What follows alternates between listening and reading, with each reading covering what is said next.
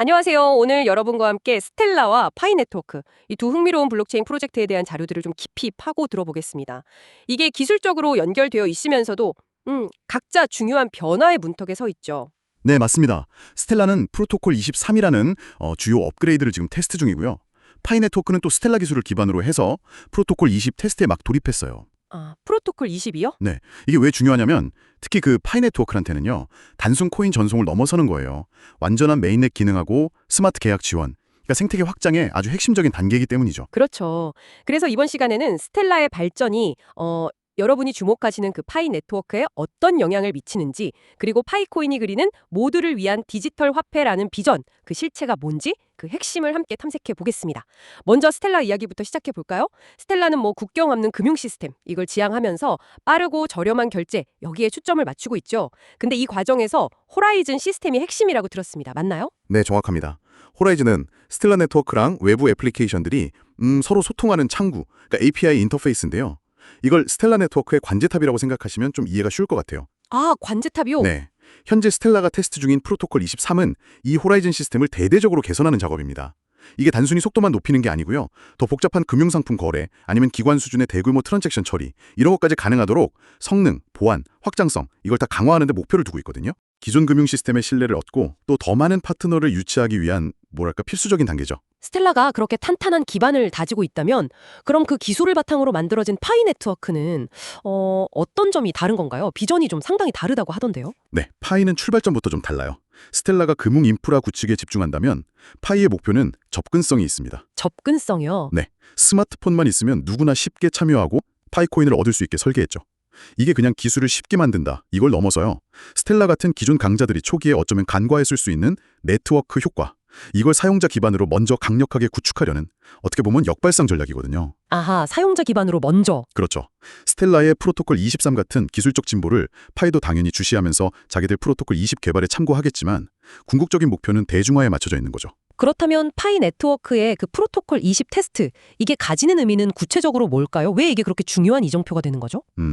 프로토콜 20 테스트는 파이 네트워크가 단순 화폐 전송 기능을 넘어서 자체적인 스마트 계약, 그리고 이걸 기반으로 한 분산 앱, D앱이라고 하죠. 네, D앱. 네, D앱 생태계를 구축하는 정말 첫걸음이기 때문입니다. 스마트 계약은 아시겠지만 특정 조건이 충족되면 자동으로 계약 내용을 실행하는 코드고요.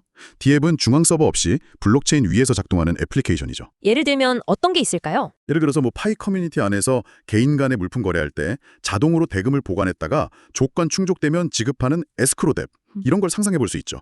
이것이 성공적으로 구현되면 파이는 금융, 게임, 소셜미디어까지 다양한 서비스가 가능한 독립적인 블록체인 생태계, 즉 메인넷으로 나아갈 기반을 마련하게 되는 겁니다. 네. 그러니까 디지털 도시의 청사진을 이제 구체화하는 단계다, 이렇게 볼 수 있습니다. 기술 로드맵은 이제 막 중요한 단계를 밟는 것 같은데, 근데 파이가 어떻게 벌써 이렇게 거대한 글로벌 커뮤니티를 구축할 수 있었는지 좀 궁금해요.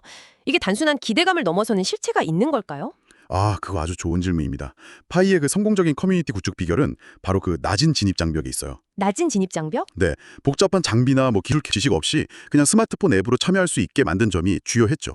여기에 모두에게 공평한 금융 접근 기회를 제공한다, 이런 비전이 더해지면서 수백만 명의 사용자들이 정말 자발적으로 참여하고 네트워크를 확장시켜 온 거거든요. 자발적으로. 그렇죠. 물론 이게 지속 가능하려면 실질적인 사용 가치가 뒷받침되어야 합니다. 그건 당연하고요. 바로 이 지점에서 프로토콜 20, 그리고 앞으로 도입될 스마트 계약, D앱들이 아주 중요한 역할을 하게 되는 거죠. 아하. 커뮤니티 멤버들이 실제로 쓸 수 있는 유용한 서비스들이 등장한다면 이건 단순한 기대감을 넘어서 실질적인 경제 활동 플랫폼으로 자리매김할 수 있을 겁니다. 들어보니까 스텔라와 파이 네트워크는 기술적 뿌리는 같지만 각자의 강점하고 목표를 가지고 좀 다른 길을 걷고 있는 것 같네요. 서로 경쟁한다기보다는 좀 상호 보완적인 관계처럼 보이기도 하고요. 네, 맞습니다. 스텔라는 강력한 기술력, 그리고 안정성, 이걸 바탕으로 기존 금융 시스템과의 연계, 효율성 제고, 여기에 집중하고 있고요. 이건 기관 투자자나 기업들한테 매력적이죠. 그렇죠. 반면에 파이는 압도적인 커뮤니티 규모랑 쉬운 접근성, 이걸 무기로 디지털 화폐의 대중화, 그리고 금융 소외계층 포용이라는 또 다른 차원의 가능성을 탐색하고 있는 거고요. 스텔라가 잘 닦인 고속도로를 건설한다면 파이는 그 도로 위를 달릴 수 있는 대중적인 자동차를 보급하려는 노력, 그렇게 비유할 수 있겠네요. 서로 다른 방식으로 블록체인 기술의 영역을 넓히고 있는 셈입니다. 정리를 좀 해보면 스텔라는 프로토콜 23을 통해서 더 신뢰받는 글로벌 금융 인프라로 도약하려 하고 있고, 파이 네트워크는 프로토콜 20 테스트를 통해 스마트 계약과 DAPB라는 날개를 달고 본격적인 자체 생태계 구축과 모두를 위한 디지털 화폐의 비전을 향해 나아가고 있다. 이렇게 볼 수 있겠군요. 특히 파이의 그 거대한 커뮤니티 기반 접근 방식이 상당히 인상 깊었습니다. 네, 그렇습니다. 그리고 여기서 우리가 더 생각해볼 흥미로운 질문 하나가 떠오르는데요. 네. 만약에 파이 네트워크처럼 커뮤니티 중심의 아주 쉬운 접근 방식이 성공적으로 자리를 잡고 또 실질적인 가치를 창출한다면요. 이런 모델이 스텔라처럼 기술과 인프라 중심의 기존 프로젝트들의 사용자 확보 전략이나 아니면 금융 포용성에 대한 접근 방식에 과연 어떤 영향을 미치게 될까요? 이게 앞으로 이 두 프로젝트의 행보를 지켜보는 중요한 관전 포인트가 될 것 같습니다.